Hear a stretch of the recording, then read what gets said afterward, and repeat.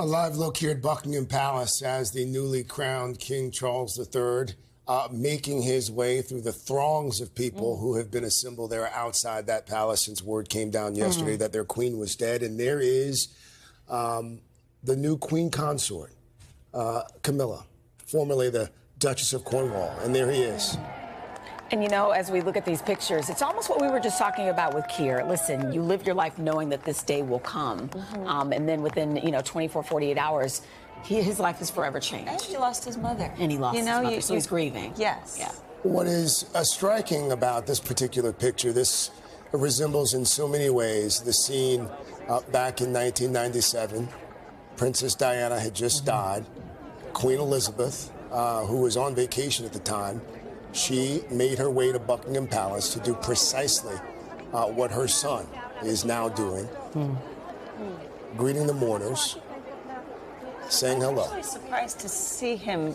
But you know what? Soon there shaking. And I think that this is a powerful moment. The fact that he's grieving, he recognizes the magnitude of the monarchy as well. Right. And a lot of people have been wondering, how is he going to handle this? How is he going to be? And so I think by coming out and getting out of there and shaking these folks' hands, it's such a beautiful gesture, don't you think? Yeah. It's a connection. It's a with connection. The people like his mom. Yes. And one of the reporters alluded to it earlier. I mean, she was to the world the queen. Yeah. But to Charles and to Andrew and to the other two children, she was their mom.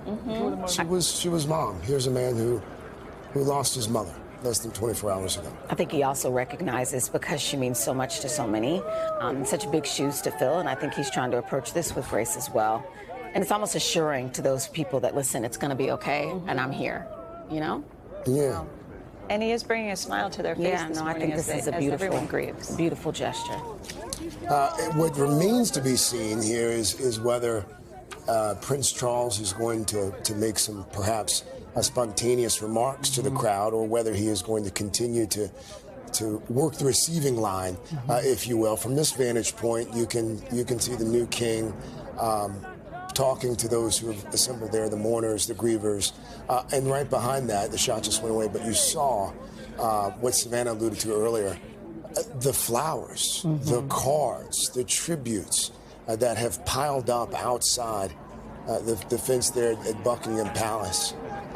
You can also see some of these folks are smiling and laughing, and some of them are visibly sad. I saw one of the notes, as we were showing the flowers and the tributes, that actually said King Charles III. I wonder if he will ever get his hands on those to read what the people want to say to him at this time. And there's no question, look at this large crowd. It will continue to grow. And just to put this in perspective again, we just lost Prince Philip. He died, in April of 2021, so just last year. So in the last couple of years, we've really had a shift there with the monarchy. Hey, thanks for watching our YouTube channel. Find your favorite recipes, celebrity interviews, uplifting stories, shop our favorite deals, and so much more with the Today app. Download it now.